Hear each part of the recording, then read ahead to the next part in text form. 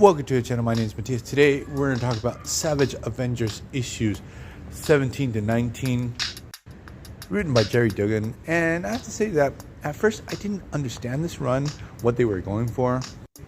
I dipped back in because these issues are tie-ins into the King of Black crossover, and I was pleasantly surprised with a really good story. I also understood the main idea to this whole run, which is basically it's a Conan team-up series. In this story arc, he teams up with Deadpool and a new character, at least I'm not familiar with him, called Nightflyer.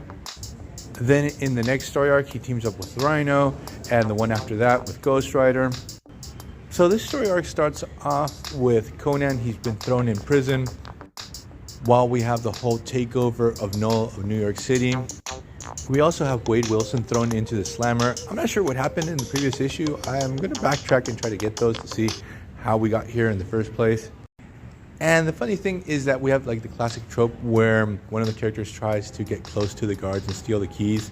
Deadpool does this, but instead of getting the keys to the cells, he actually steals the keys of the guard's house so he can't open the doors. Conan actually discovers that Deadpool has a healing factor because his hand was broken when he was thrown into the cell. He starts shoving Deadpool through the steel bars, breaking all his bones. It's really gruesome, so we can get out and liberate everyone from the cells. Deadpool is screaming in pain, and Conan's like, just get over it. You have a healing factor. You're going to get better. So our heroes with Cody Fingers escape, and in the cells we have another character. His name is Nightflyer. He joins them. Conan is really happy because they go to the deposits that the police have where they have all their weapons, and he starts stealing a bunch of weapons, and he tells Wade, I feel like a richer man now. So Nightflyer picks up on this and tells Conan, look, I have a great place that we can go steal and ransack. You want to help me out? And Conan is totally on board. He's like, hell yeah, I'll help you. Deadpool joins him for the fun too. Also, one really interesting thing about this story is that Conan actually respects Deadpool. He never talks down to him, but he does some really terrible things to him. On more than one occasion when they're being shot at, Conan uses Deadpool as a human shield. So now we have our three heroes breaking out of prison, and they're immediately attacked by Null's Grendels, these symbiote dragons. When one of these Grendels singles out Conan, goes out to kill him, but he's not actually there to kill him. We had met this Grendel earlier in the series. He was enslaved by Conan Gath. It had been searching for Conan because this symbiote also wants Conan Gath dead. So we get into the Grendel's history that it had come to Earth way back during the Hyborian Age. It was captured and it was thought it was a genie. It was purchased later on by the Sorcerer Supreme of that time. The symbiote actually becomes great friends with this Sorcerer Supreme. So Conan Gath breaks into his sanctuary, kills the Sorcerer Supreme, enslaves this symbiote. And this is how he ended up with the Grendel at the beginning of this run. So Conan forges this alliance with the symbiote, but he doesn't merge with the symbiote as normally other characters would. He just uses it as a weapon. It just morphs into any weapon that he needs at the moment. So now they're on the mission with Nightflyer, and they actually break into the Hellfire Club while basically we're dealing with the end of the world with the attack of Null. We have these three guys just breaking an entry to steal some money. And it's pretty funny because they're going through all the riches of the place, and Conan is freaking pissed off that they're trying to steal paper money and not gold. He's like, I did not sign up for this, what the hell? So what happens is that this takes place during the Krakoan era of the X-Men. So when Nightflyer and company break into the Hellfire Club, there's a Krakoan gate, and immediately the X-Men respond to this break-in.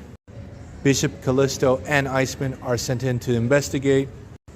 And Bishop and Callisto are like, what the hell? We're dealing with the end of the world and you guys are trying to steal some money?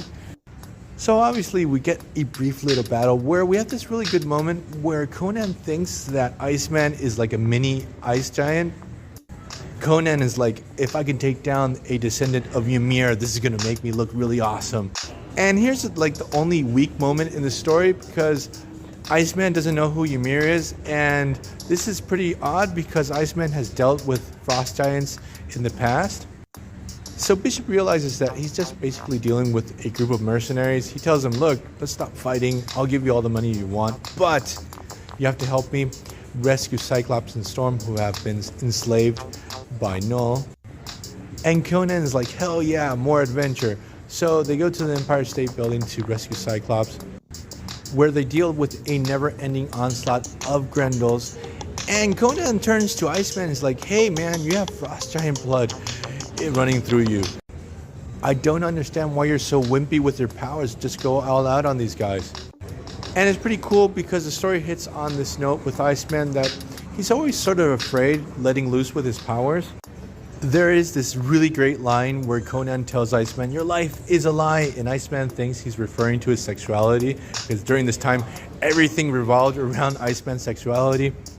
And then he drops this second line subverting this whole idea, saying, you're like this ice demigod, let loose. So what happens is Iceman takes his powers up to 11. He just wrecks shop with all the Grendels.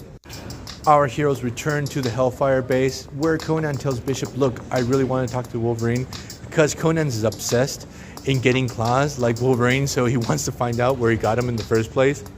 We get a brief conversation between Wolverine and Conan, where Conan tells him, I'm going to keep this Hellfire headquarters. I really like this place.